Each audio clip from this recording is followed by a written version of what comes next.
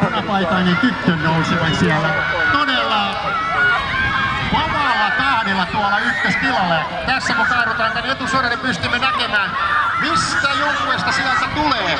Sitten se on tuolta radalta 5 Koskenmaan yleisurheilu, Noora-Koskela Koivisto. Ja sitten sieltä tulee ulkoradalta Mäntsälän urheilijat, Hyvinkääsen urheilijat tulee vahvasti. Ja sitten tulee sieltä Keravan urheilijat ja tässä sisäradalta Vihdin Viesti. Ja maaliin tulee sitten Riihimäen Kiskon 3.